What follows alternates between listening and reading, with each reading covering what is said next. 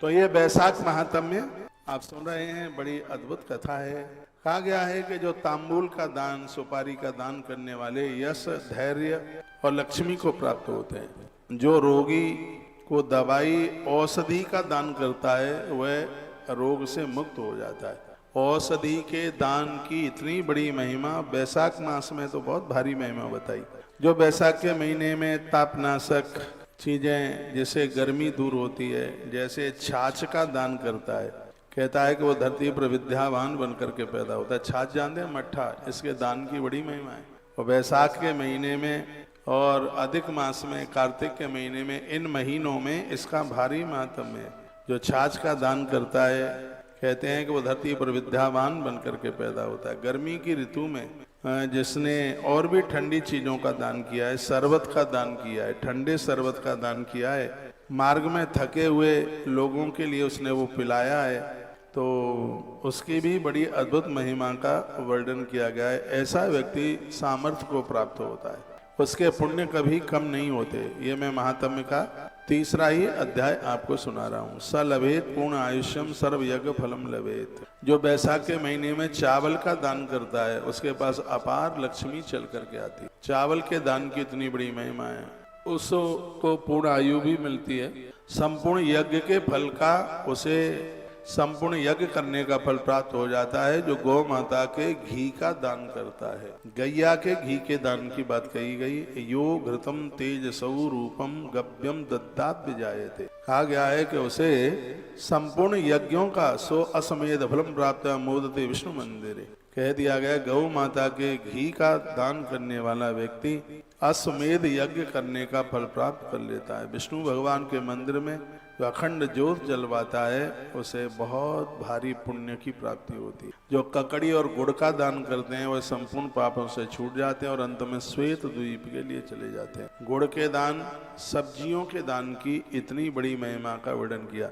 जो मनुष्य दिन के ताप की शांति के लिए निमित्त ईख का दान करते हैं, ईख का मतलब समझ लीजिए, क्या बोल दूं, गन्ने के रस का दान कर। गन्ने का रस, कभी घर में आवे कोई पूज्य जन चल करके आवे, कहीं तीर्थों में जा रहे हैं, कोई साधु महात्मा आपको दिखाई देते हैं, और कहीं वो चरखी चल रही है गन्ने का रस निकालने वाली। इतनी बड़ी महिमा है कि शब्द में पूरा नहीं किया जा सकता। इसमें लिखा है कि जो इस ईख के रस का जो भैया दान करते हैं, वो संपूर्ण पापों से मुक्ति पा लेते हैं, उसके अनंत पुण्य बढ़ जाते हैं। ऐसा वर्णन किया गया है ईख के दान। ईख जानते हैं ना आप, गन्ना, हाँ, उसके रस के दान की बहुत भारी महिमा का वर्णन किया। आपको पता नहीं है, यदि यहाँ गांव के देहाती लोग कुछ मुझे सुन पा रहे होंगे, गांवों में ईख की जाती, और जब वो फरवरी के महीने में या जनवरी के महीने में ईख पेरी जाती कोलू पर, तो दामाद को बुलाया जाता। हमें पता है कि हमारे घर में ईख होती थी, तो बुआ आती, फूफा आते,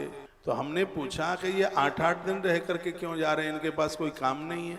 और छोटे में बदमाशी तो थी, इनका कोई घर वर नहीं है, अपने घर क्यों नहीं जा रहे हैं। तो दादी कहती थी, इनको बुलाया गया है। क्या इतने दिनों के लिए, काय के लिए बुलाया गया? ईख पिर रही है ना, तो इनको गुड़ खिलाया जाएगा, इनको वो ईख का रस पिलाया जाएगा। देखो बूढ़े लोग, वृद्ध लोग कितने होशियार होते थे। इसमें लिखा है कि उस समय आप पूज्य लोगों को वो गुड़ बन रहा है ताजी ताजी, मटकी में भरकर उस गुड़ का दान करोगे तो अनंत पुण्यों की प्राप्ति होगी। मिट्टी के घड़े में वो गुड़ भर करके उसका दान किया जाएगा, तो उसमें अनंत पुण्यों की बात कही गई है। इतना बड़ा पुण्य मिलेगा आपको यदि ध्यान में आ जावे। तो उस समय, उस जमाने में मिट्टी के बर्तन में गुड़ भर करके, वो बहता हुआ गुड़, राब कहते, क्या कहते उसको, ऐसा ही कुछ बोलते हैं, हाँ राब कहते, क्या कहते।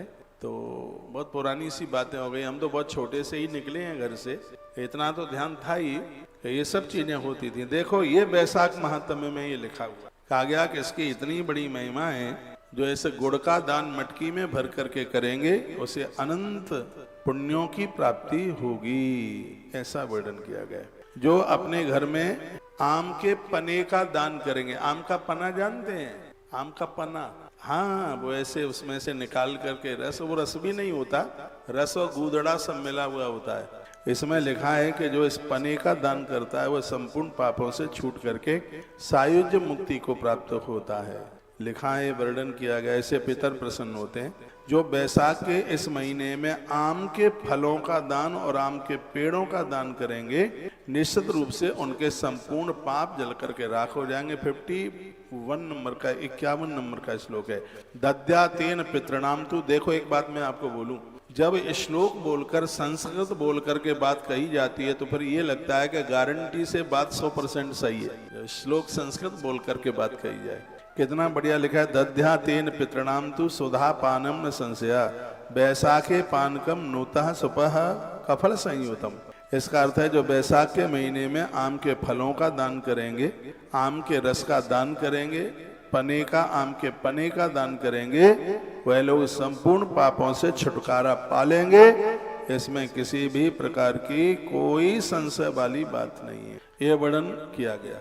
जो मनुष्य चैत्र की अमावस्या को कस्तूरी, कपूल, मल्लिका, खस आदि द्रव्यों से युक्त जलकुंभ का दान पितृश्वरों के निमित्त करता है, उसको 96 श्राद्ध करने का पुण्य प्राप्त हो जाता है। ये अभी निकल गई है चैत्र की अमावस, आधी अमावस चैत्र में कहते हैं। अब आप ठीक से सुन नहीं रहे हैं, इसमें लिखा है कि जो चैत्र की अमावस्या को कस्तूरी, कपूल, मल्लिका, खसखस, जल भरा हुआ घड़ा दान में पितृश्वरों के निमित्त दान करते हैं, उनको 96 श्राद्ध करने का फल प्राप्त होता है। कब? चैत्र की अमावस्या के दिन।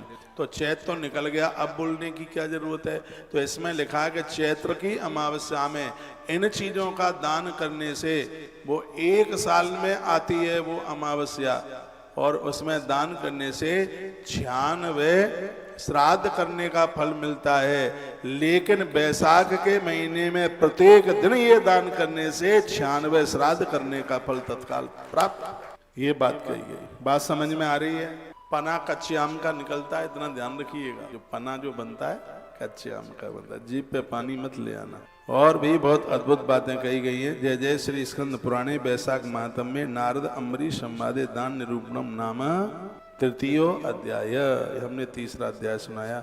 नारद जी बोले, बैसाख के महीने में तेल मर्दन, दिन में शयन करना, कांसे के पात्र में भोजन, खाट पर सोना, घर में स्नान करना और निषिद्ध भोजन करना, लहसुन, प्याज इत्यादि, ये ठीक नहीं है। जो बैसाख का व्रत कर रहे हैं, उपवास कर रहे हैं, वो जमीन में सोएं, देह में तेल का मर्दन न कर पाए न करें, दिन में शयन न करें और कांसे के पात्र में भोजन न करें, खाट पर चारपाई पर न सोएं और घर में स्नान, यदि कहीं आसपास पोखर हैं, सरोवर हैं, नदी है तो वहीं पर स्नान करें।